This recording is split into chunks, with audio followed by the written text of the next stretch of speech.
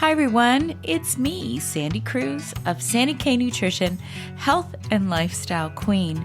For years now, I've been bringing to you conversations about wellness from experts from all over the world.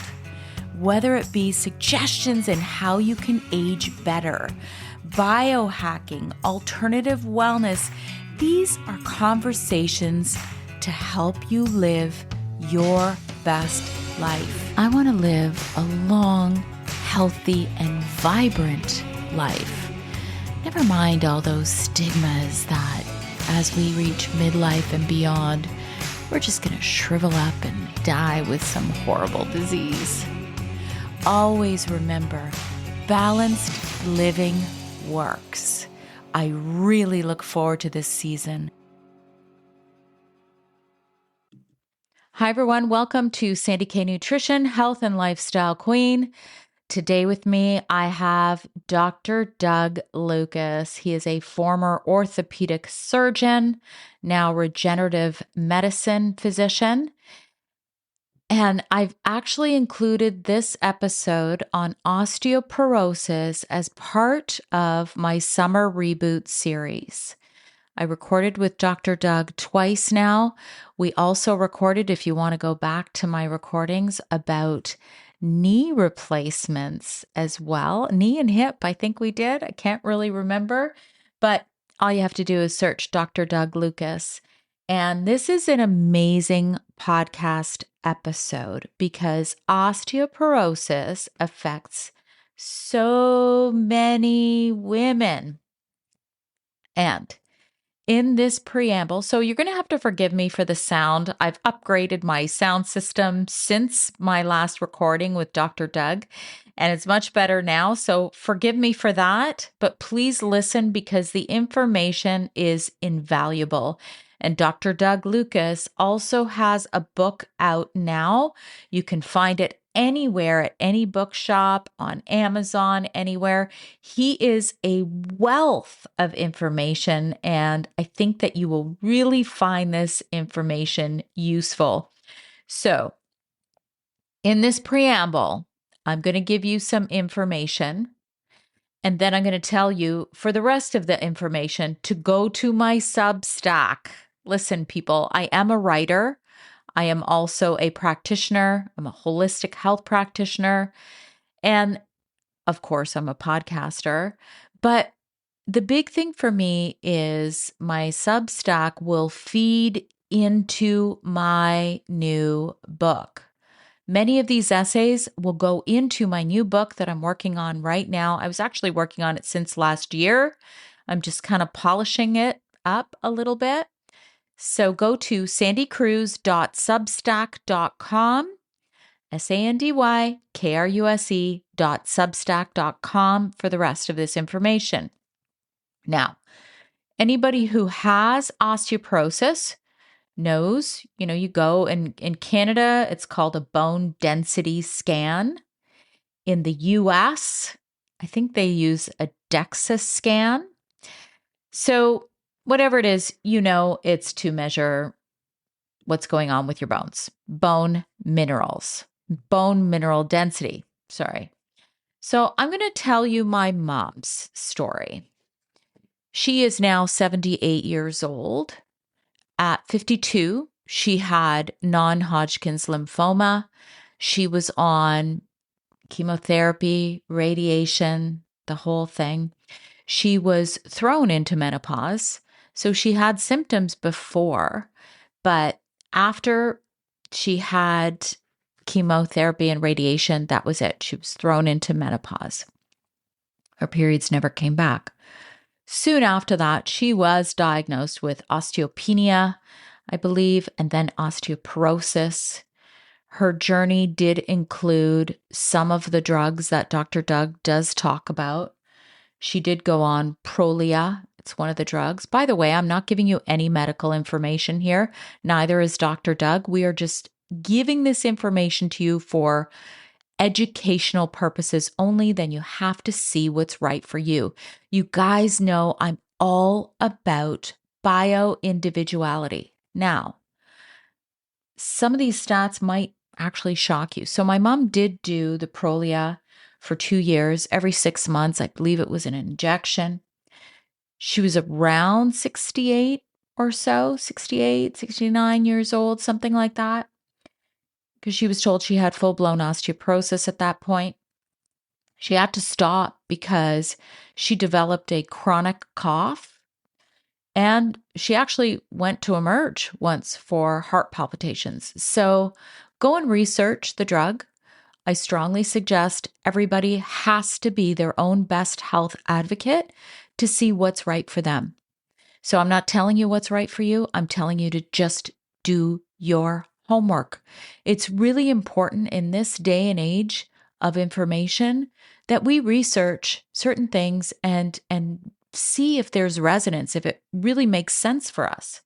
So I'm going to give you her exact stats. This is coming from her DEXA scan, bone mineral density scan. This is her hip. Everyone knows the higher the T-score, meaning let's say you have a T-score of 1.5. That's a better score than being at a minus 1.5. So as soon as you get into the negatives, that's when you really have to kind of assess the situation, let's just say. So at age 53, this would have been August the 30th, 1999 for her. Her T-score on her hip was minus 1.7. Okay, you got that? This year, at age 77, she got the bone mineral density scan just before she turned 78 this year. Her her T-score was minus 0.9. So you do the math. That's an improvement. So her hip T-score, bone mineral density, is better now at age 78 than it was at age 53, 1 year after chemotherapy and radiation. That's her hip. Now I'm going to get over to her spine. Her spine at age 53, so that was also August 30th, obviously, 1999. Her spine was at a minus 2.7 at age 53. Now, I'm going to give you the highest. The highest, which would have been about 2 years after Prolia. And when I say highest, I shouldn't say it like that. So the worst score that she had was at age 70, approximately 2 years after taking Prolia. Her T-score in her spine was minus 3.9. That's really bad. That was in 2017. Now, at age 77, her T-score is minus 2.9. Her T-score now at age 77, okay, well, when the scan was done, 77, is better than her T-score was at age 61, which was 3.1, minus 3.1. So this is without pharmaceuticals because, as I had explained, she had to stop. Now, the protocol that I put her on as a natural health practitioner for prevention and proactive health is a multitude of, let's say, diet, lifestyle, different interventions. Dr. Doug is going to talk about all of them, and I will talk about them in my Substack. So be sure to join that because I'm not going to tell you everything here. sandycruz.substack.com. You must follow Dr. Doug Lucas on YouTube.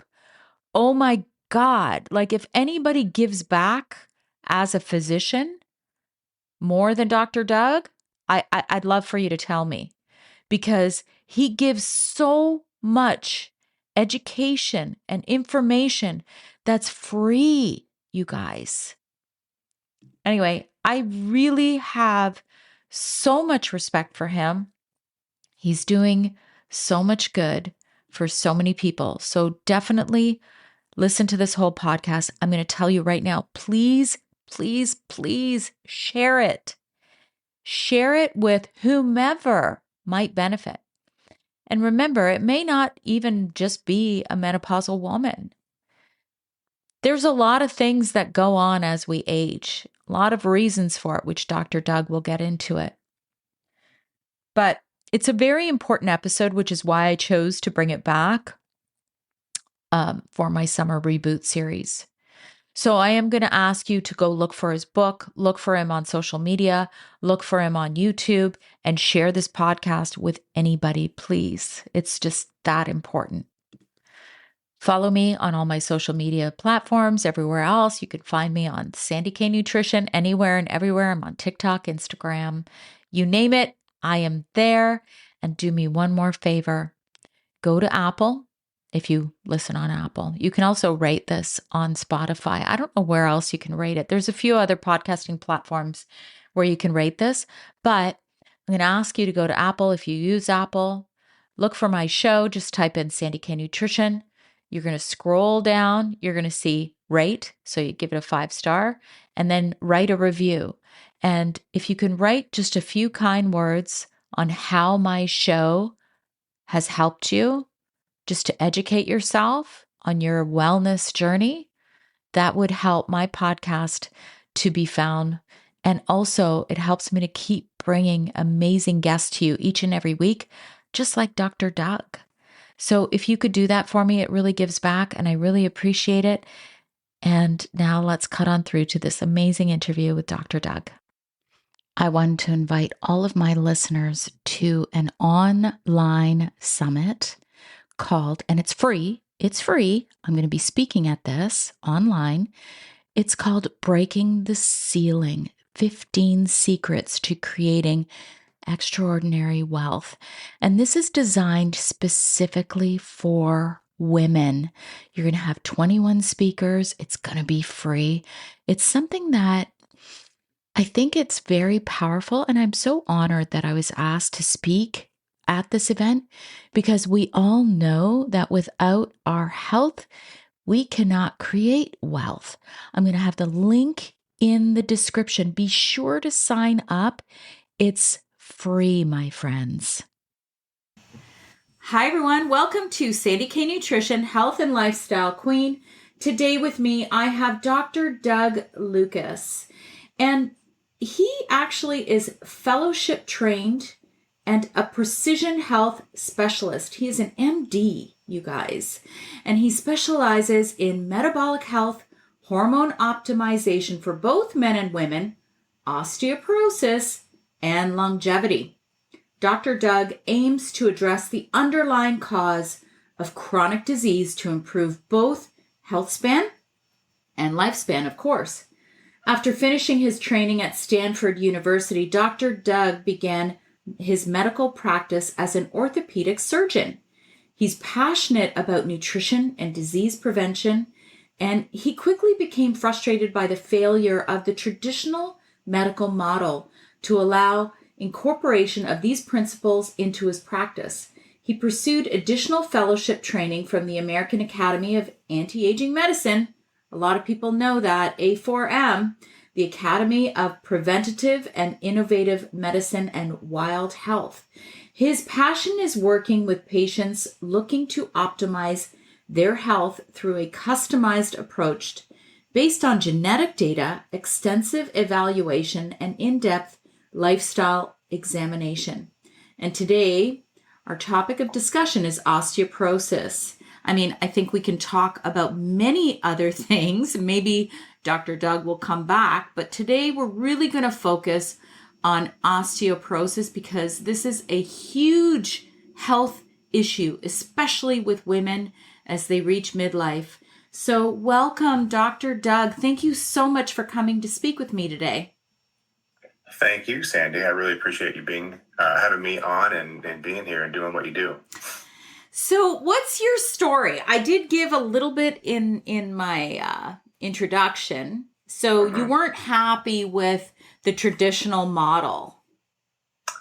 Yeah, it's kind of tough for me to even say it like that because I loved what I did. I Okay. really loved being an orthopedic surgeon. I went into it for very clear reasons. It is actually the most clear field of medicine where you have a broken bone and you fix it and it heals and you better. Like it's a beautiful field. But the downside is that I was, as a foot and ankle subspecialist, I was seeing a lot of diabetes. I was seeing people with very terrible metabolic disease, people that had chronic pain syndromes.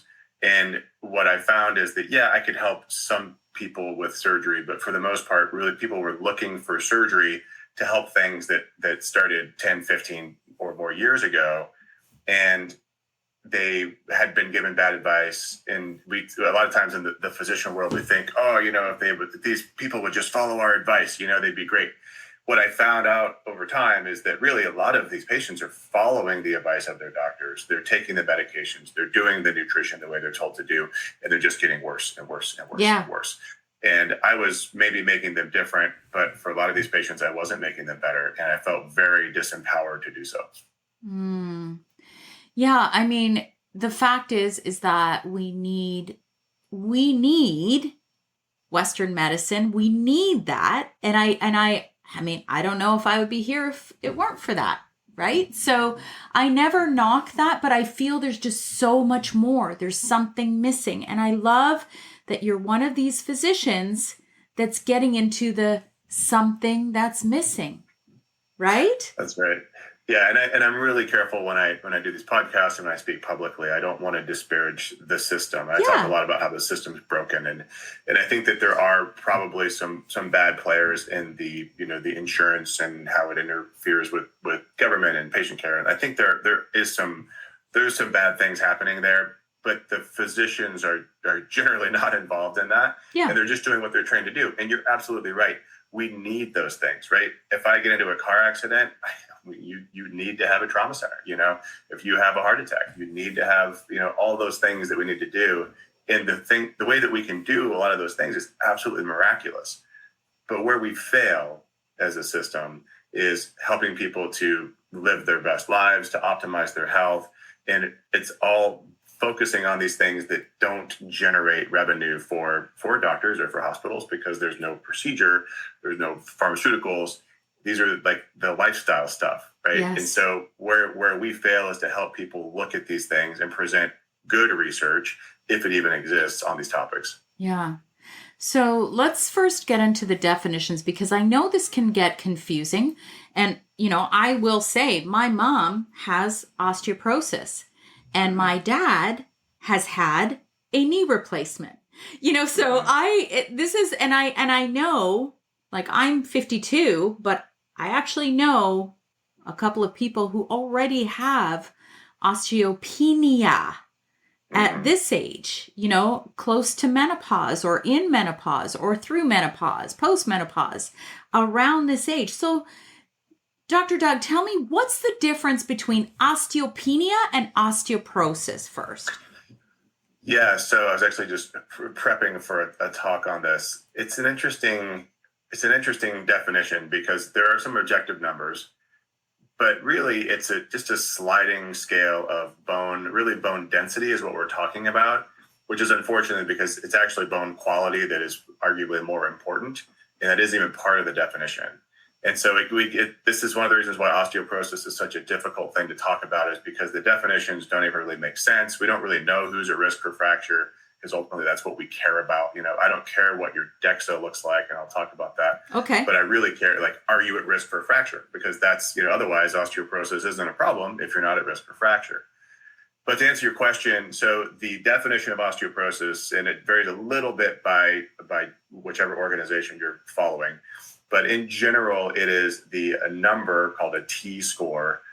T as in Tom, T-score on a DEXA test, which is DEXA, which is basically an X-ray that looks at your bone density.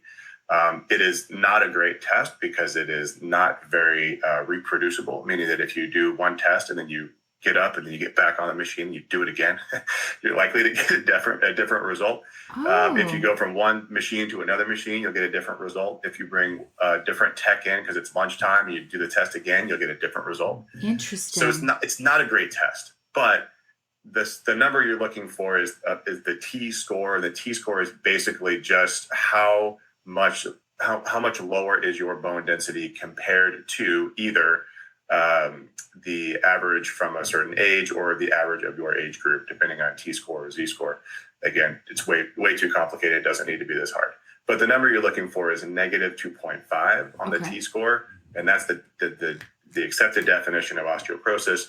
Negative 1.5 is the definition of osteopenia. And then if you just go up to zero then is the quote unquote average or a statistical average. And so you go from average to negative 1.5 to negative 2.5.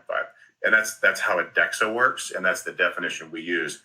There is also, though, a definition that the orthopedic surgeons use a lot, which is if you have had a fragility fracture, then by definition, you have osteoporosis without a DEXA. And so that is if you have had a fracture of the hip, the pelvis, the upper arm is frequently included in that, and the spine. Okay. So those 4 fractures with a mechanism that doesn't make sense, meaning like I sneezed and I broke my spine. I turned around to pick something up off a shelf and my hip broke, right? Like those types of fractures are fragility fractures, and then by definition, you have osteoporosis. We don't necessarily need to get a DEXA, although you should to stratify your risk. Okay, so just to clarify on this DEXA scan, because I know I'm certified in functional lab testing for nutritionists, and I know one of the things that I learned is there is an optimal range, and then there's, the regular ranges. So I'm just curious, what are they comparing this to? Are they already comparing these scans to people who already have bone issues? Yeah, so that's where like the Z-score and the T-score are important. So the Z-score is another score that you'll see potentially on your DEXA report. You might only see the T-score, but the Z-score is showing you compared to the peak bone density, and the T-score is doing compared to the normal for your age group. And so, yeah, you're not actually answering the question of, are we looking for the optimal range? Yeah. Right. So you imagine I think what you're saying is, if you look at a lab result and the lab says, this is the quote unquote normal range or the reference range. Yeah. The reference range is not an optimal range. The reference range is 2 standard deviations from average. And if you're looking at something like liver enzymes is a great example, right? Yeah. Like the average keeps going up and up and up over time. And so it's going up and up and up over time because the population's getting heavier and heavier, and we have more and more, non-alcoholic fatty liver disease. So our liver enzymes are going up. But right. That population is just getting sicker. That doesn't mean you don't want your enzymes to go up. Exactly. Right. Yes. And so what is the optimal range? So for liver enzymes, now the optimal range is almost off of the reference chart. Same thing with testosterone, same thing, just like so many things people say, oh, it's normal. And even doctors will say, oh, like testosterone is a great example. Like, oh, you're 30 years old, your testosterone is 280. It's totally normal. You're fine. That's not fine. It's terrible. Right. Right. Yes, it is within the reference range, but no, it's not fine. So yeah, so with a DEXA, you are comparing to your age-matched controls. So it is an aging population. So you're not comparing to where you were at 18, but it is still an aging population, right? And so that bone density will drop over time. Okay. All right. So what's the average age where we start to see osteopenia? So if you look at the recommendations, right? The recommendations from Medicare are if you are over 65, you should be screened with a DEXA, or if you've had a fragility fracture. That is way, way too late. Yeah. Because I see it in my patient population, because I'm recommending getting them earlier if you have risk factors. I'll talk about that. I see it in women in their 20s and 30s, and they talk about the organizations for osteoporosis talk about if you have risk factors, you should consider getting screened early. Yeah. but when they talk about risk factors, everybody kind of blows through it like, oh, yeah, I don't have any big illnesses, or I haven't had autoimmune disease and been on steroids my entire life. But it's really subtle, and so things like taking steroids for more than 5 days. Well, who hasn't been on a prednisone pack, right? Like, I mean, everybody I know has been on a like prednisone for at least 5 days at one point in their life. Not me, thank God. That makes you at high risk. Well, wow. You're in the minority, Sandy. Or did you ever smoke? Do you have? I did. They say diabetes is a risk factor, right? And so, if diabetes is a risk factor, well, what about prediabetes? What about metabolic dysfunction? What about somebody with elevated fasting insulin and insulin resistance? Like, where do you draw the line? And if you're saying that anybody with metabolic dysfunction should be screened, that's 90% of the U.S. adult population. Right. I don't know where that lives in Canada, but it's basically everybody, right? And so what I talk to my patients about, and I look at genetics too, is like, if you have a genetic predisposition, if you have a family history, if you have any risk factors whatsoever, you should at least get a DEXA, which again has its weaknesses, or consider some other form of testing. Because knowing, the earlier you know, the more proactive you can be about the lifestyle changes to help either stop it or potentially reverse it. Okay, so I know I've had a DEXA scan, but I do not have a thyroid. And so I know that the parathyroid glands play a big part in how calcium is made within the body. So I had it, I think, just by default. I think I've had a couple. And then my mom has osteoporosis. So in your expertise, would you say a 50-year-old woman should go and talk to her physician about getting one? What do you think? Yeah, I mean, I think the question is, when it comes to testing, would the test change your treatment plan? And if the answer to the test isn't going to change your treatment plan, you should never order the test. That's just true across the board. For a DEXA, the downside is what? A minuscule amount of radiation, less than you would probably get, I haven't done the math on this, but probably get from taking a flight from one city to another. Okay. So it's a minuscule amount of radiation, but it's still radiation. And it's a few minutes of your time. It's quick. It's painless. What's the downside? I think that if there's any question whatsoever, you should request it. Now, the reality is that if you're in the U.S. and you're worried about Medicare paying for it, they won't. Obviously, you're not in Medicare, but your Medicare won't pay for it, and insurance companies won't pay for it unless you're over 65. So you're likely going to be on the hook for it. Now, the good news is that typically you can find this for cheap, less than $100. A lot of places that will do body composition will also be able to tell you what your bone density is. Yeah. And then you can get both. You can learn what your fat mass is and what your bone density is. Yeah. So, okay. I mean, I don't even know what the age would be in Canada. It must be probably the same as the US, unless you have the risk factors, right? Then they'll cover it. Right. So let's go over those. So you mentioned diabetes. For me, I have family. And then I also don't have a thyroid. And then you smoker, you're saying? But your doctor's not going to go, oh, yeah, you smoked for 10 years. So maybe now that you're 50, we should get you a DEXA scan. Right? Like, well, what's the likelihood that they even know that, right? I mean, who usually goes like, oh, yeah, no, I totally smoked when I was in college, right? People generally leave that off their What do you mean? I admit it. Dr. Doug, I admit it all the time. All the time. I smoked for 20 years. So there you go. Yeah, so that puts you at risk. Yeah. Other important ones to know, I mean, there are a whole host of medications that can put you at risk, including things like PPIs, so GERD medications. These are over-the-counter. At least they're over-the-counter now. They used to be prescription. And if you're on these things for more than 7 days, a lot of people take these things for years. Yep. If you're on these for over 7 days, you're at risk for osteoporosis.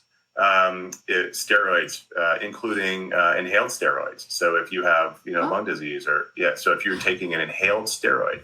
Okay. So even like those, so I had an 8-week cough after COVID, and they put me on the corticosteroid inhalers. So that's a risk, even though I was on it for like 8 weeks. Yeah. Wow. I didn't know that. Yeah. They don't tell you that. No. They might not know that. What else? There's a long list of medications just from a a nutrition interaction perspective. Another big one is just nutritional deficiencies. So how many people have been chronically dieting their entire adult life?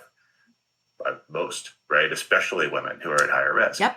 If you've ever had an eating disorder, you're at higher risk. If you didn't achieve, your peak bone, the ideal peak bone density in your teens and 20s, then you're at high risk. Well, how the heck would you know that?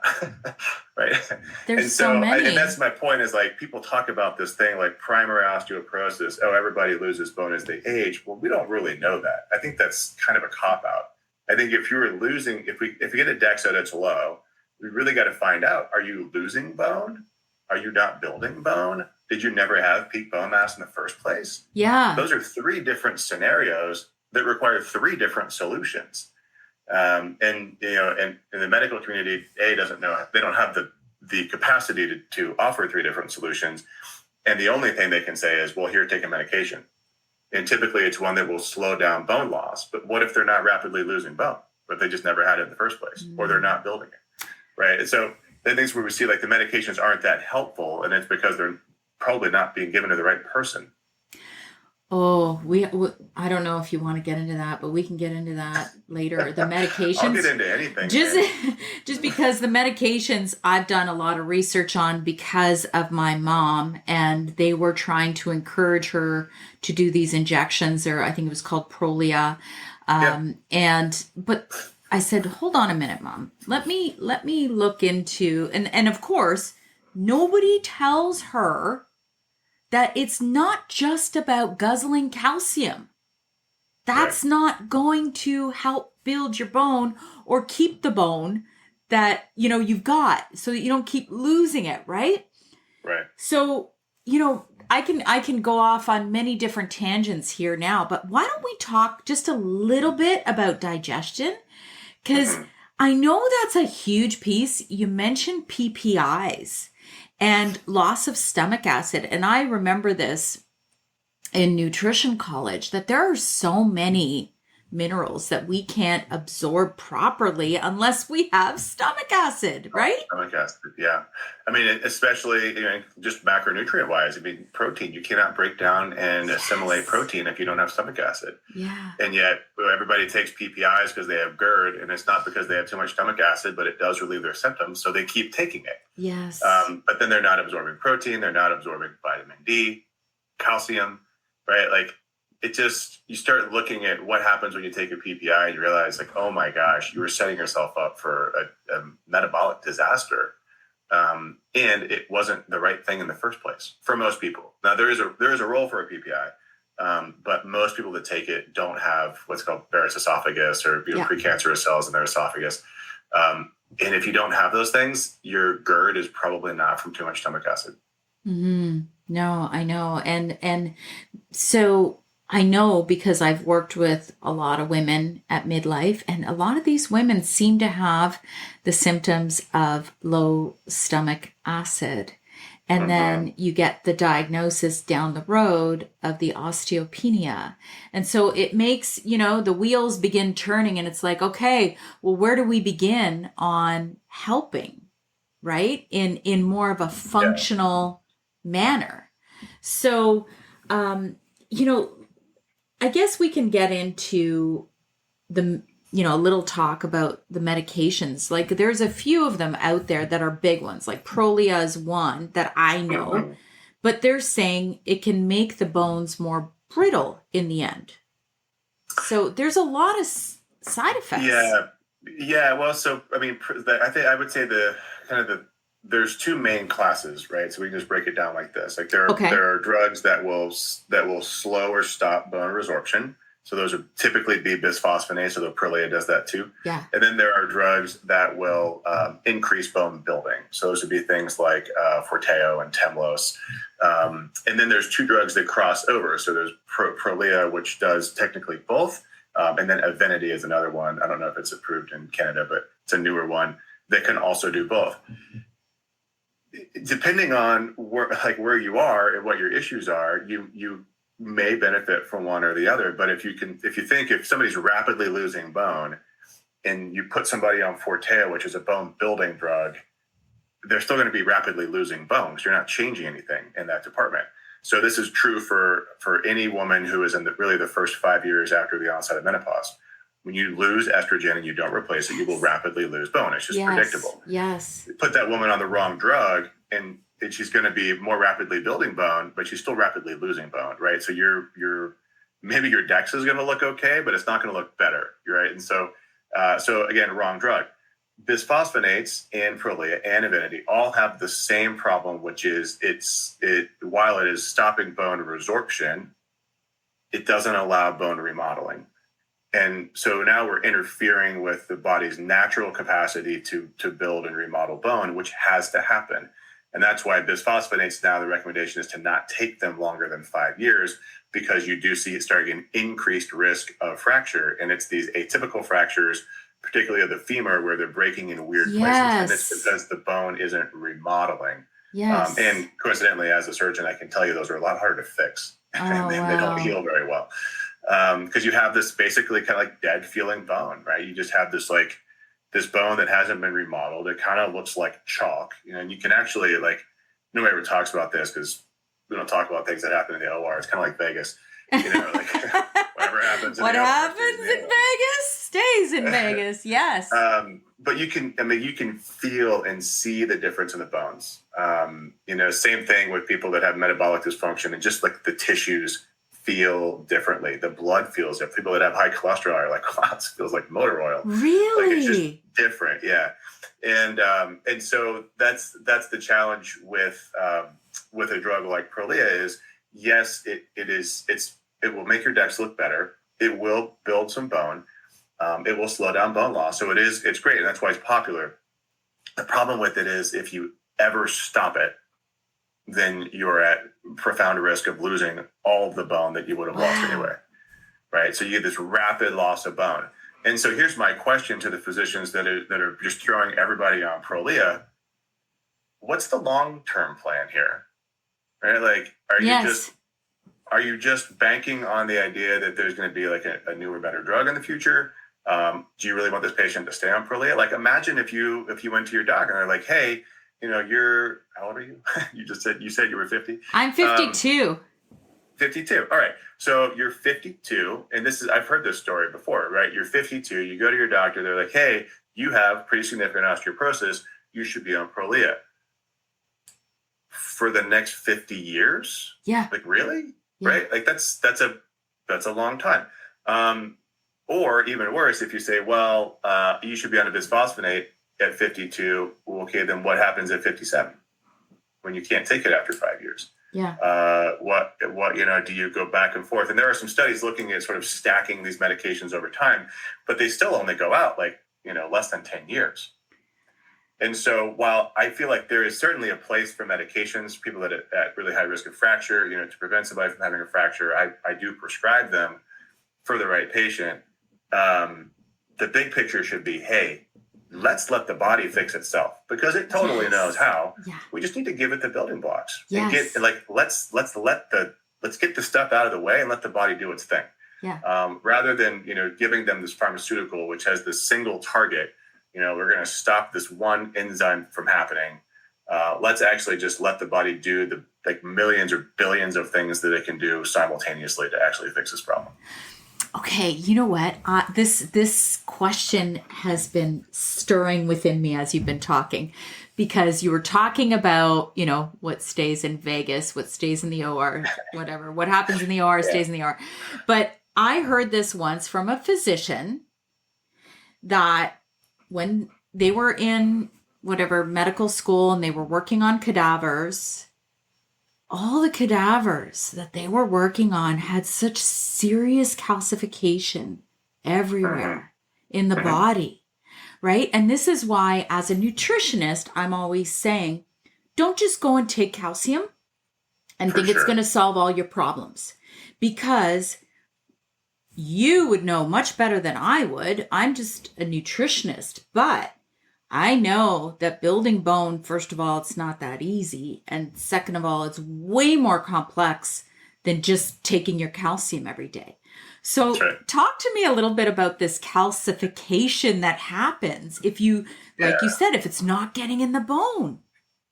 Yeah, well, so there are so many components to that. Starting with, what is it? You mentioned it's hard to build bone, and that's true, right? Like your body has to be in the right metabolic balance in order to build bone. That's pH. That's having the right building blocks for it. That's turning on the osteoblasts and slowing down the osteoclasts. Like it's this really delicate balance. And you have to shift your body into that position. And we, I think we're going to talk about modalities and stuff later, but there are ways that you can tweak that. But ultimately, like, you got to have the tools. One of those things is calcium, right? So you need calcium to build bone. You're not going to get it from anywhere else. Bone is the storage area for calcium. Right. The challenge with calcium, there are so many different versions on the market, right? Like if you go and buy like the cheap calcium, I see so many people, I don't know what it is about Costco and supplements, but oh my God, so many people, right? I was talking about it today. Costco. I get all my supplements at Costco. Now I love Costco, but not for supplements, people, please. Supplements. Yeah. And so like you go and you get like calcium carbonate. Like calcium carbonate is chalk. Right, like you could actually take your kid's chalk and you could grind it up and swallow it, and it would have the same effect, which is nothing good for you. Right. You can't absorb it. Certainly not without stomach acid. You can't absorb it, but most people can't absorb it anyway. Yeah. And then it just isn't in the right form to do anything good. So some better forms. So my favorite, if you want to go to like the animal version of calcium, calcium hydroxyapatite is what's actually in bone. And so give the body the form that it needs for bones. And there's some literature to support that if you give calcium hydroxyapatite versus other forms of calcium, it'll actually improve DEXA over time. So some good research on that. Okay. Another company, I'm not a sponsored person by them or anything, but an algae product, that AlgaCal, if you're familiar with that company. Yes, I put my mom on that. Yeah, so they have done, now I wish they would pay a third party to do research on their product, but either way, they've done research on their product and they have shown significant benefits, and they even have kind of a pretty bold money back guarantee that if you don't see improvements on their product, they'll give you your money back. Totally. That surprises me, but that's cool. So anyway, I think that if you wanted to stay away from animal forms, then that's a plant form. I actually have steered people toward that because I kind of like the balance of the product. So I'll do both or one or the other. But you have to bring somebody in with enough calcium, but not too much. We try to get people to get calcium through their diet because that's obviously going to get absorbed better. So if we can get enough calcium in, around 1,200 to 1,500 milligrams a day through diet, then you don't need a calcium supplement. It's irrelevant. Right. And then there's that. Then there's that whole thing that we mentioned earlier about what's going on with your digestion. Right. So yeah. And so we look at all that stuff. So we look at digestive function. So we kind of have a sense if somebody has a well-functioning GI tract. I can tell you that most, especially women with osteoporosis, don't. They usually have a history of gut problems. Yep. And so that's one of our targets. But if you're going to consume calcium, then you also have to consume it with the things that are going to help it go to the right place. Yes. So vitamin D helps calcium get absorbed. And then vitamin K, particularly vitamin K2, will help it to go into the bones.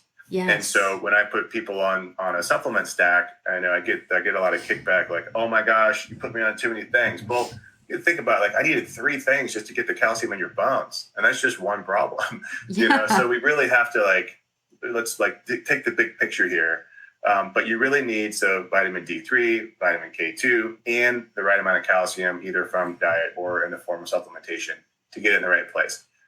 Vitamin K is really interesting because there's studies that have actually shown that if you give somebody just vitamin K, then it can actually take that calcium that you're seeing in arteries and in other places and actually pull it out. Oh, so that's it's amazing. Actually pretty cool. You can reverse calcification in the wrong place with vitamin K. So it's a really cool vitamin. I think in the future people are going to talk about vitamin K like they talk about vitamin D now. Yes. We're going to be able to measure levels. We can't measure levels right now.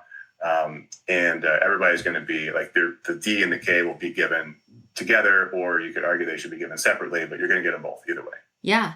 No. And what about, so I love that because I'm always like, just take a little bit.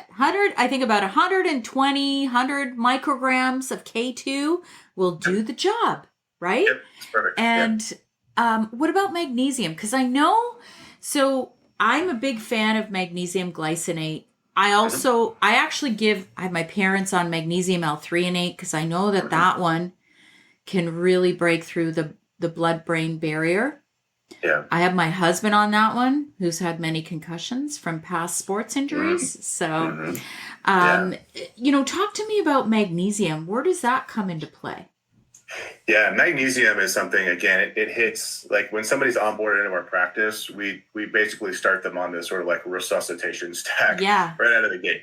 And if they're not on like this basic list, then we put them on it right out of the gate without any testing or anything, because most people, unless they're already on it, are deficient in magnesium. Yes. Magnesium it's hard to get in our food anymore because our soil is depleted. Our food just doesn't have it in it.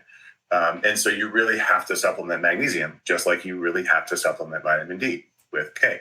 Yes. And magnesium is involved in over 300 metabolic functions in the body, right? If you are deficient in magnesium, there's a lot of things that aren't working right. So yeah, I like magnesium bisglycinate. I think it's well absorbed. Any chelated magnesium should be well absorbed. L-threonate for blood-brain barrier. I like a product that has a combination because you're kind of hitting it in multiple ways. Yeah. I dose it. So kind of start off a little bit light because I don't want to, start working with me and then you'll have crazy diarrhea. Like I don't want that to be their initial impression. No thanks. And so you kind of start light, but eventually we dial it up and really dose it to gut tolerance. You almost can't overdo it. And when you get to the point of diarrhea from magnesium supplementation, that's when you've hit your point of gut tolerance. And so it's almost like dose it until you can't tolerate it and then back down, and that's your dose. Right. And then we retest over time and make sure we're not giving too much, but it's really hard to give too much orally. Do you do testing in your clinic? Do you do blood tests or what? Like you do gut testing, I'm sure you do blood tests. And then we'll for sure get into the hormone discussion. I'm sure that's a big one. Yeah, that's a big one. Yeah, so everybody that's onboarded at minimum gets our expansive blood test. And so this blood test looks at a lot of the nutrient deficiencies. So magnesium, specifically red blood cell magnesium, is in there. And so an RBC magnesium is different than just a serum magnesium, which is what most people will get. RBC magnesium tells you really what your body stores of magnesium are. Serum magnesium should almost always be normal unless you have some metabolic dysfunction. Is this SpectraCell? Very depleted. Is it SpectraCell that you use, Dr. Doug? No, we're using Quest or LabCorp. They can both do it. But okay. Through those companies, you can get an RBC mag. Yeah. Okay, so your physician doesn't do that, right? Your regular general physician? Generally not, no, unless they're in the health optimization space. Yeah, if they talk to you about magnesium, it's because they got a complete metabolic panel which has a magnesium level in it. I think I keep me wrong about that, but it's serum mag, which doesn't really tell you much unless you're pretty sick. Okay. And so we get that blood panel, which also has our bone turnover markers in it, which we could talk about too. Sure. And so that the blood panel is going to show us what a lot of these micronutrient deficiencies are. We're also going to then pair that with the functional testing, and the functional testing really depends on what your needs are. So we will do gut testing, and that could be food sensitivity testing. It could be gut permeability testing. Based on your history, it could be actually stool testing, which a lot of people don't like to do, and I get that, but it's really helpful. Yeah. We also look at adrenal function and salivary cortisol. So what's happening with your adrenal glands, and then we do our genetic screen. And we use a company you may have heard of called Apiron. Are you familiar with them? Yep. Yeah. I've done it. So we use the Apiron algorithm, and it's a really nice kit that's white labeled and has our logo on it. But it comes from Apiron. I love their algorithm, and I love I like their company and their mission. Yeah. They're actually based out of Asheville, where I am, and moved to Austin shortly after I got here. So great company. And then we pair all of that together to then come up with this, what we call the OHH health report, which has, all of the recommendations from a lifestyle perspective, from a nutrition perspective, from a supplement perspective. And then we talk about hormones and peptides and medications. Yes. Okay. Let's, so we covered the supplements, we covered the testing. So hormones are a huge part. I just want to go back to that because women think, estrogen, I lose my estrogen or my estrogen declines after menopause, but that's okay because it causes cancer and I don't need Yeah, it. sorry. I didn't mean to And laugh. and testosterone, I don't need it. That's a guy's hormone, so I don't need Right. it. Like all of these myths that I will say kind of, it's like we need to dispel these myths because Yeah. they are not true. So, talk about the hormones and how important that is to keep them up. And why didn't they talk about hormones back, like in my grandmother's days and, and supplementing? I'm thinking it must have something to do with the stressful lifestyle that we live now, that we don't have the hormones we used to, right? Well, yeah. So I'll answer those questions backwards. So we didn't have the capacity, like when your grandmother went through menopause, they didn't have the ability to replace hormones, right? So if you go back, even like the original like estrogen, Premarin, equine estrogens, I mean that wasn't available for your grandmother, probably, but for your mother, it was maybe. Are you calling me old? Are you calling me old? Is that what you're doing right now? I'm just trying to do the math on the generations and the timeline. I'm just kidding. I don't remember when Premarin was. That's okay. Anyway, so my point is that like 3 generations ago, we couldn't have replaced it. 2 generations ago, we probably could have. But really, it's the generation that is sort of between you and your mom. Yes. That really got hit with this terrible bit of news. In the early 2000s when the Women's Health Initiative came out. And, this big study looking at safety of hormones that has been, people have gone back and looked at this over and over and over again. And there has been so much debate on, was this study even done with malintent to try to show that hormones are bad? Regardless of where you sit on that, the Women's Health Initiative came out. They stopped the study early and said, there is an increased risk of breast cancer with estrogen. Yes. Everybody should come off estrogen, right? Yes. And it ripped estrogen out of, probably millions of women because they were scared they were going to get breast cancer without any discussion of what happened with their bones, with their cardiovascular health, with dementia, their sexual health. Just so many repercussions for this, what was later found out to be not really increased risk of breast cancer. Now, to be fair, the signal was there, right? The study did show that. So that is true. But you have to look at, if you go deep into the data, and this is where follow the science. If you're going to follow the science, you got to know how to read data. And so if you look at the data, you can see that the group that had an increased risk of breast cancer was a pretty sick group. They were on average over 15 years out from menopause. That's not the population we're generally putting women on estrogen for. They also showed an increased risk of cardiovascular disease eventually, right? They're like, oh my gosh, it's going to cause heart attacks. But again, if you look at that same group over 15 years out from menopause, they had a high incidence of smoking, high incidence of obesity. These are not patients that I would willingly, without more information, put on estrogen. So all of that happened. And then women were stripped of their estrogen and hormone replacement. And then doctors started being told this dogma, right? Estrogen replacement causes breast cancer. Yes. Same thing for men, right? Testosterone replacement causes prostate cancer. Testosterone replacement will cause you to have a heart attack. And then it just I was taught that in medical school. I was like, oh my gosh, no, you shouldn't be on hormone replacement. You're going to die of breast cancer. Right. And it wasn't until I got into this space where I really wanted to try to educate people. And I realized I should probably know more about hormones. You go to people like A4M, you mentioned, where I did a fellowship and the other group that I did a fellowship with. And they start presenting you this, the research that is actually modern, right? It's in the last 20 years. It is prospective, meaning that they're following people over time. You can actually show causation, and that signal's not there. Yeah. Now, women get breast cancer, so you can't avoid the fact that some women will get breast cancer, 1 out of 7 statistically, and women on estrogen replacement will get breast cancer. The question you have to ask yourself is was it causal? Is there an increased association, and was it causal? And the causal part has never really panned out since the Women's Health Initiative.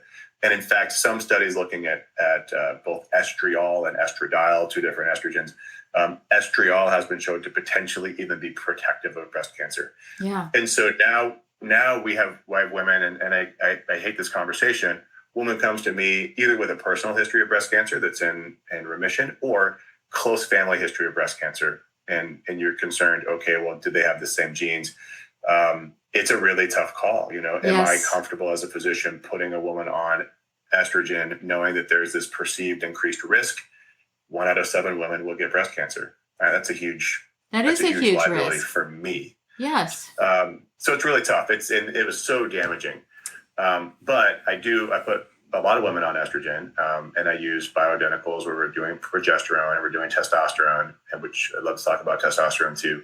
And same thing for men, let's not be afraid to replace testosterone in the right circumstance, because the research has never shown an increased risk of prostate cancer as long as you don't have it already. Right.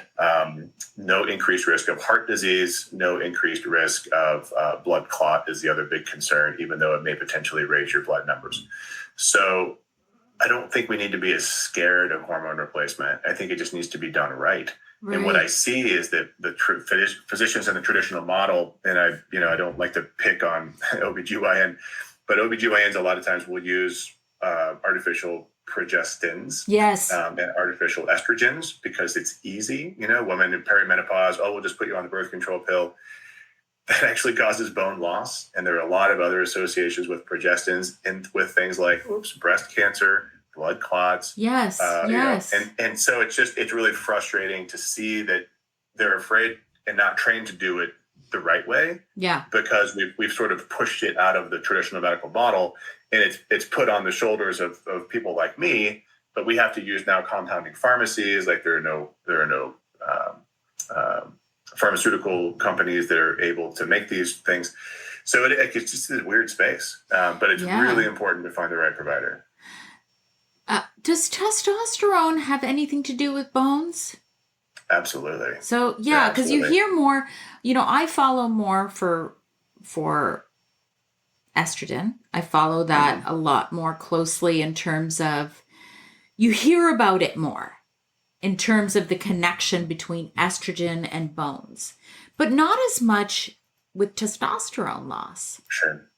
There's not a direct correlation. So I think there might be some evidence to say that testosterone replacement alone may improve or at least slow down bone loss. Okay. So, but it's going to be relatively weak. And the reason for that is I don't think that there's a direct connection between the osteoclasts, the cells that break down bone, and the osteoblasts, the cells that make bone, with testosterone. But here's the connection. So testosterone in women, if you give a woman testosterone, it'll convert to estrogen. So there's a potential conversion there. That's why you have to be careful with testosterone, even with breast cancer survivors. So there's a pathway there. Also, though, think about the lean muscle mass component. We know that maintaining lean muscle mass is critical for maintaining bone health. If you think about, your muscles are always pulling on your bones respond to stress. So if you start to lose your muscle mass, become what's called sarcopenic, meaning that you're losing all your muscle over time, your bones will get weaker simply because your muscle's not pulling on it. So indirectly, testosterone will help maintain lean muscle mass as well as a bunch of other things. And that lean muscle mass then will pull on the bones and will maintain your bone health. So there's not a direct correlation, but I think that you should definitely do both, also for the other reasons of testosterone replacement in women. Yeah, that makes a lot of sense. Let's get into some of the things that we can do. Like I know, so I actually started working out with a personal trainer. I would have been, this is 4.5 years ago. I was around 48. And I knew that I wanted to build strength before menopause. Mm-hmm. And knowing my mom had osteopenia, then now osteoporosis, how amazing is it for a woman to do strength training for her bones? It's amazing for so many reasons, including her bones. But yeah, resistance training I see this in so many women, especially my younger patients, where they're just afraid to do resistance training because they're afraid. They're like, I don't want to get big. Oh God. And I'm like, you're not going to get big. Unless you're taking a ton of steroids. So hard. Yeah. Yeah. to even come close. I know one woman who I would say, I'm not going to say her name, but I know one woman who trains hard, isn't on steroids or testosterone. And, I look at her and I'm like, wow. Really? Muscle. Yeah. But I'm like, what? You should maybe use lighter weight. But the vast majority of women, that is not an issue. And so, women should do more resistance training. It will improve your lean muscle mass. It will improve your physique. It will improve your bones. It'll help you maintain weight and weight loss. It is one of the secrets. I think that muscle is really sort of the key to longevity. It's the secret to longevity that nobody talks about. And so maintaining and building as much muscle mass as possible for both men and women is critical. And you kind of nailed it. Like, I want to get as much muscle mass as I can before menopause, because it's a slippery slope after that. We can replace your testosterone, and yes, you will continue to do resistance training, but inevitably, the space of longevity would say, like, hey, you're gonna struggle to maintain this over time. Absolutely true with men too, even though they don't have menopause, that abrupt drop in hormones. We see that andropause, where it's just sort of like the slow decline. And men after their 50s and certainly into their 60s, whatever muscle mass they have, that's kind of what they're going to get. And so that's why I look at my guys in their 40s, and I'm like, dudes, you need to work out more. Yeah. No, I love it. Like, I love it. I love to feel really strong, and I want to feel strong. I'm stronger, way stronger. I'm working on pull-ups now. I'm like, I'm like, I got to get there eventually. But the one thing I do to help me is I take amino acids before I work out. I feel like it really helps me, because you also have to it's a slippery slope, right? Like, you have to be careful not to overdo it as well, right? Yeah. I mean, I think you would, the science behind amino acids is a little wonky. I think there's probably enough benefit. There's enough science to say that there's benefit. I kind of go back and forth on it. Sometimes I add them in, sometimes I don't. I don't feel different on them. So I don't know. I'm a tweener on it. I'm actually looking in my practice. I'm looking for a coach with a good fitness background, kind of like a personal trainer, health coach. Because I want somebody that is really like steeped in the fitness, nutrition, not nutrition, but in the fitness literature space. Because when I looked at the literature a little bit on it from my patients, and I'm like, I don't know. Like, it's not going to make my top 10 list for sure. Okay. But here's the thing, though, is if you feel like it's working for you, then do it. Like, for me, the thing that I take that would help with other things, but also help with this building muscle space, is creatine. More science behind creatine than probably any other supplement, particularly in the fitness space. And it also helps with a lot of other things. Okay. So it's whatever gets you to do it and to do it consistently. All right. A lot of little hacks. What about PEMF for building bone? What are your thoughts on that? Yeah, PEMF, I actually did a quick search. I didn't find any new literature, but there's evidence to say that it can stimulate osteoblasts. Yeah. Same thing with vibration therapy at the right frequencies can stimulate osteoblasts. I think all these things are cool. I think all these things can be used. I don't know if you guys have in Canada a franchise called OsteoStrong. Are you familiar with that one? Yes, we do. Yeah. It's in the city, like right in downtown. Yes. Mm-hmm. So if you go to like an OsteoStrong, I actually looked at opening one of these franchises, and they have all these different modalities that have evidence behind them. And PEMF is one of them. So they have the mat that you lay on and right. Yeah. So I think it's real. But the thing you have to remember about these modalities is that it's a subtle difference. Like, if it's the only thing you do, is it going to reverse your osteoporosis? Probably not. Will it slow it down? Maybe. Right. It's going to be subtle. But if you start stacking these things, right? So like, you're going to OsteoStrong, you're doing PEMF, you're doing vibration training, you're working on your gut, you're taking the right nutrient. Like, you start stacking all these things, and all of a sudden now you have this robust approach. that can reverse osteoporosis in the right patient. I'm going to say this because I'm just very impressed with my mom, who's, I have to say this, she's 76, and she's doing everything that I'm telling her to do. Nice. So, we got her a PEMF because I said to her, I go, Mom, you can't just do one thing. You have to do a lot of other things. I gave her resistance bands. I gave her, we got her a PEMF mat. She's taking the appropriate supplements. She also she's very fit. She just doesn't have a lot of strength, right? Mm-hmm. So maybe to summarize, because we're coming close to an hour, but also she's 75 or 76, just like what you were saying, you can't go and start taking estrogen if you're 76 years old and you weren't on it before, right? Like it's not going to have the same effect, right? Well, if you think about like what are the hormones going to do? So estrogen, replacing estrogen at 76, assuming she went through menopause somewhere, 20 years ago, or more, right? That rapid bone loss that occurs in the first 5 years is already done, right? It still trickles down though. I mean, it would still plug that hole. And I kind of look at osteoporosis like you have a bucket, all your bone quantities in it, right? And then all these little holes in the bucket. Yeah. And that's why I say you have to stack all these things, because you got to plug all these little holes. And so assuming there were no risks, right? There are no risks. Would putting her on estrogen be helpful? Probably, actually. Oh, interesting. Yeah, sure. Assuming there are no risks. Yes. We'll talk about those in a second. Would putting her on testosterone be helpful? Oh yeah, for sure. Yeah. Right. And that's actually much less risky. Would putting her on progesterone be helpful? Yeah, it would, because progesterone directly stimulates osteoblast. So if I had a 76-year-old, and I've had this conversation a few times, not too many, our population is really kind of, it kind of stops around 70 because we're a fully telehealth company. So we're all digital. And so there are some 70-year-olds that aren't interested in having Zoom talks with their doctor, which is fine. Okay. Yeah. But anyway, if you ask somebody, okay, they're 20 years out, we know that the Women's Health Initiative and other data would say that after 10 years, there's an increased risk of cardiovascular disease. And I think that's true. It's true because when you lose estrogen, your vessels become stiffer, right? Your arteries just get stiffer. It's a known fact.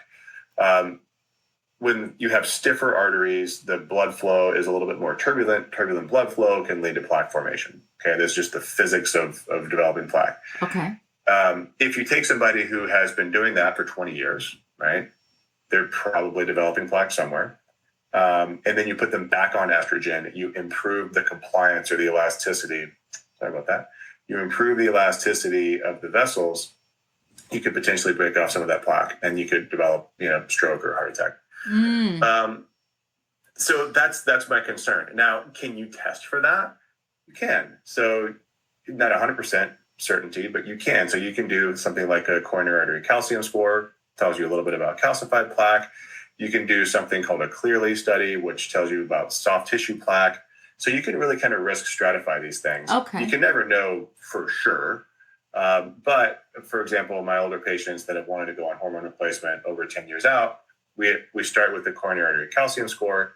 If it's zero, meaning that they have zero calcification in their arteries because they have no calcified plaque, then I feel pretty good about saying, look, you're not in the group that is likely laying down plaque quickly. Now, this is we're outside of the realm of good evidence here. This is just all theoretical to say, look, it is probably going to be worth rolling the dice because of the benefits of the therapy. And so that's where, I can get these people started. If though the coronary artery calcium score of the CAC is positive, meaning that there's a number greater than zero, then we could go to the next step, which is the Clearly study. That's a very expensive study to do. You're talking a couple $1,000s to get that study done. Yeah. And so now you're like, okay, well, how bad do you want it? And so then we can do that. And then you can say, okay, well, on the Clearly, you have, none, or you have very stable appearing soft tissue plaque, and you don't look like you're at risk of having anything happen. Let's consider it. It's always a roll of the dice, even in somebody who's less than 10 years out, right? But the risk just gets smaller and smaller. So we can have that discussion with patients. With your mom, if she's 76, in my practice, would she likely end up on estrogen? Probably not. Right. But there are some practices where she would, and some people wouldn't even do this testing. They would just put her on it and say, look, you're accepting the risk. Here you go. Maybe a little cavalier. I don't know. Right. Are those tests, the coronary calcium score, is that a blood test? What is that? Coronary calcium score is a CT study. So you go in and you lay down, and it's a CAT scan of your chest. Low dose radiation. It's really quick. I had one done a couple months ago just because I was recommending it to patients and I'd never done it. So I did it and it was 0. Good thing. Oh, wow. That's a good test, you guys. It should be 0. Yeah. Oh, this is a good test. Okay. This is a lot of information for people to unpack. Sure. So let's kind of summarize. I'm going to, although I have great bones so far, knock on wood. I just did a DEXA scan. Oh, I want to ask you that before I forget. What other tests are good other than a DEXA scan? Great question. Yeah. So if people have the ability to, and this is mostly location-based, if they can find a study called an Echolight REMS, REMS, and Echolight is Echo, ECHO, and then light, I think it's LITE. Anyway, if you look up Echolight REMS, you'll find it. This is an ultrasound study that can be done. So there's no radiation. It's an ultrasound, and it looks at all the things that you want to know about in your bone, and it can tell you both quantity and quality. So cool. And so lots of people, not lots, but a fair number of people will have a bad looking DEXA with a very low bone density, but actually have good bone quality. Those patients are not at risk for fracture. So that, if somebody says, hey, you should be on this drug, and they're like, I don't want to be on the drug. And we look at this study and it says, oh, they have good bone quality. Like, look, I'm not telling you that you're not going to fracture, but I think it's a lot less likely than these statistics would say. Very cool. So it's really cool. So Echolight REMS is great. You can also do a DEXA with TBS, or trabecular bone score. And that gives you a sense of bone quality. The problem with TBS is that it can be thrown off by arthritis and previous surgeries because it's still using the same technology as DEXA. So it's not as good as a REMS if you can find it. I don't know if they have REMS in Canada, but in the US, it's not common. Insurance doesn't cover it. So you have to figure out, like, is there one locally? I've got a guy in North Carolina, about 5 hours from me, but I have patients from Florida and Texas that are flying to him to have this study done. We're actually looking at starting a research study and buying a machine for us, and we actually potentially could travel to clinics where we have multiple patients and start doing the study on them. That's great. Yeah. That's great. So those are basically the 2 big tests that you can get done for your bones. Mm-hmm. Yeah, there are others. Dynamic CT is another one that people are doing. I have one center that's doing that. I just don't know. I don't know as much about it. I don't know how available it is. Okay. And, I guess let's do a summary. I'm going to use myself as an example. Let's say I'm 50 years old. I go and get a DEXA scan done, and it tells me I have osteopenia, not osteoporosis. What should I do? Where should I know we should see a physician like yourself because you are an integrative physician that takes into account everything. So let's say I don't have any money for that. Where do I start? What do I do? Yeah, finances is a problem with this because if you go to your doctor and you have osteopenia, they're going to tell you to, lift. Hopefully, they'll tell you to lift weights, take vitamin D and calcium, right? And that's the starting point. If you're offered something like a bisphosphonate for osteopenia, I think that's aggressive use of pharmacologics and not necessary, but not uncommon. Let's say resources are unlimited. Then you should seek out somebody who can help you figure out kind of those 3 areas that I said earlier. Did you never reach peak bone mass? Are you rapidly losing bone now? Or do you just have an inability to build bone because of malnutrition, absorption, whatever? Right. Knowing which one of those groups you're in, really important. And then figuring out where your holes are and then start plugging those holes. I think that takes lifestyle testing, a really comprehensive plan, supplements, potentially hormones, potentially peptides, potentially medications. although if you have osteopenia, probably not medications. So that's my approach. Now, I'm a physician that can do all these things, so that would be my approach. Yeah. If you have very limited resources, what can you do? I would say start learning as much as you can. Yes. And the way I would start is start looking at, the books on osteoporosis. I have I'm creating an outline for one myself, because there's not enough information out there, but there is a lot of information, some good books that you can, that'll kind of give you a sense of all of the nutritional aspects to do, the supplement things that you should be looking for and things that you should be avoiding. There's a lot of misinformation out there, though, and that's sort of my fear for somebody with no resources, is getting trapped and looking at things that are going to not be particularly helpful. One of my favorite ones to talk about is the concept of like pH balance. You'll hear that a lot in the osteoporosis world, and not that pH isn't important, but typically when I see people talk about pH, they'll go down the pathway of saying, well, I need to eliminate all the acid-forming foods, but that's all of the protein in your diet. And so I see people kind of shift to a plant-based diet, eliminate animal products to be, to have a good pH, but then they're eating no protein and they get sarcopenic and then their bone's going to get worse. No. From a nutritionist, no, that's all I say. So that's what I worry about, and people doing it on their own, because there's a lot of misinformation out there. So I would say, try to gather your resources and do the best you can. We are also developing a do-it-yourself program, because again, there's such a need for these things.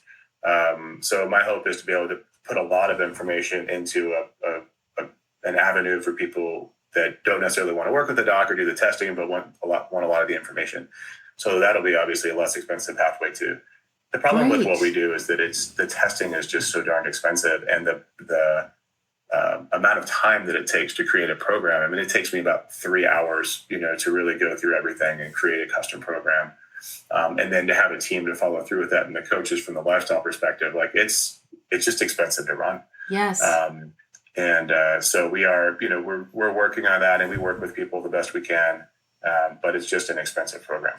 It makes sense, because I understand just from a nutritional perspective that it takes a lot of time to work with somebody just on the various aspects of nutrition and lifestyle recommendations from a holistic and functional nutritionist perspective. So add in something like all the testing that you do. So one thing I didn't get into, what, you use peptides too in your practice? Like what kind of peptides? Like subcutaneous injectables? Like what are some of your favorites for osteoporosis? Yeah, so I will say clearly for the FTC that's listening that there are no peptides indicated for the treatment of osteoporosis. Okay, yep, disclaimer. However, if somebody is struggling with losing muscle mass and they want to stimulate more muscle growth and improve their recovery from workouts, then a peptide that's in the growth hormone secretagogue class, so things like sermorelin, ipamorelin, those things will help people to recover and to potentially improve muscle mass. As I talked about earlier, that will improve bone quality. Yes. Right? So I think that's a good one. Other peptides in the form of like mitochondrial function, like MOTS-C. A lot of my patients also have an interest in decreasing neuroinflammation, so then you start getting into things like Cmax and C-Lank, and you really just can stack these things indefinitely, So it's fun to start adding all these things in. The one I would say consistently in that bone health group, though, are the growth hormone secretagogues. Okay, that's good to know for anybody who wants to know more. You do also work with peptides. Now, what's the outlook of somebody who has osteoporosis and doesn't do anything? Let's say it doesn't do anything. Do anything. Let's say they just go, okay, whatever, I'll live with it. Yeah. So the reality is that if you go back to that analogy of bone health is all of your bone quality and quantity in a bucket, and you have holes in the bucket, eventually you're going to run out, right? Like it's all going to run out.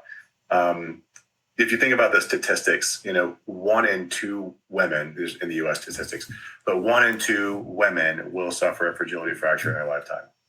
that kind of says it right there. Like what is the likelihood that if you have poor bone quality, what's going to happen? You're going to fracture. Whether that's a spine fracture that you recover from relatively quickly or a hip fracture that is very life-altering and potentially life-ending. Yes. And everything in between, right? Like, it's miserable. I mean, a hip fracture is a terrible injury.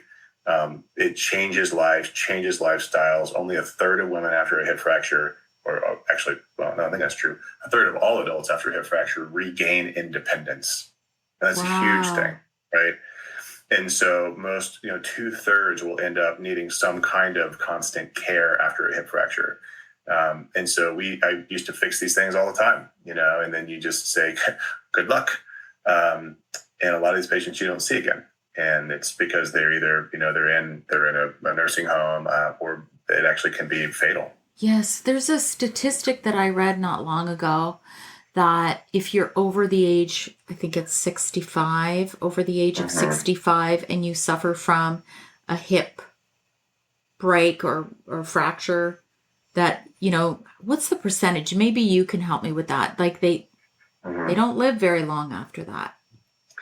Yeah. So the mortality rate, meaning the likelihood of dying after a hip fracture, after the age of 65, gosh, I'm trying to remember the exact statistic. Yeah, there was a stat that came out. It varies, but I want to say the mortality rate is around 30%. Yeah. Yeah. Now you got to remember that as you start getting into the later years, the 80s, 90s and beyond, they have no metabolic reserve, and so a hip fracture really is, the hip fracture won't kill them, but the recovery will. And so that's where those numbers really increase. I saw some statistics recently looking at, what is most likely to kill you as you age. And if you start breaking it down by age group, it is. I mean, we worry about cancer and heart disease and yes, we should, diabetes. But as you age, the number one killer becomes falls. And people kind of forget that. They're like, oh, well, I got to worry about my heart disease. No, like, you got to worry about not falling. Yes. And if you do fall, having the muscle to slow yourself down as you hit the ground, and having the bone quality and quantity that won't break when you hit the ground. Because it's, pelvic fracture, hip fracture. An arm fracture, say, oh, you just broke your arm. Like, no, proximal humerus fracture is a terrible injury. It's painful for a long time. Yes. And then you have shoulder dysfunction. You can't wash your hair. You can't brush your hair. Yeah. Like, that sucks. So let's not do that. No, when I was 41, I fractured my heel bone. And still I was one of those horrible patients. You would hate me so much because I would be like, I never went to see the orthopedic surgeon or physician. I never went fitted for a cast. I wore one of those air casts. I would take it off to drive. And he's rolling his eyes if you could see, you guys. I was one of those patients. But I know better now. If that ever happens, I know better now. But let's hope that doesn't happen, because it was excruciatingly painful. So bones are no joke. We need to really take care of our bone health. So I guess tell us if there's anything that we missed or anything you'd like to add. Yeah, no, I think you did a great job. We kind of ran the whole... we really did. How we manage these things. We kind of ran the whole thing. We didn't really hit on the lifestyle stuff too much, but it's really driven around nutrition, and then don't forget about the fact that you need optimal sleep, and don't forget about the fact you have to mitigate your stress, and resistance training we talked about. So, I think we did it. That was a tour de force of osteoporosis. Good. It was good. So where can we find you, Dr. Doug? Yeah, absolutely. So our website is optimalbonehealth.com. And so you can go there. We're adding more and more in the blog section. Again, in one of our missions, free content. We want to deliver information for people. And then we're making this shift right now, but all of our social handles will be soon. Dr._Doug Lucas. So just Dr. Doug Lucas on Instagram, Facebook, TikTok, and YouTube channel is launching now. So hopefully by the time this is live, we'll have some good videos out. And my goal is to really get a lot of content on YouTube so that'll really be a repository for a physician perspective on a holistic approach to bone health. I love it, because there'll be something for everyone. with all of the resources that you have. And maybe we'll catch Dr. Doug doing a TikTok dance too. So it's possible, but maybe. Thank you so much, Dr. Doug. All right. You're welcome. Thanks, Sandy. I hope you enjoyed this episode. Be sure to share it with someone you know might benefit. And always remember, when you rate, review, subscribe, you help to support my content and help me to keep going and bringing these conversations to you each and every week. Join me next week for a new topic, new guest, new exciting conversations to help you live your best life.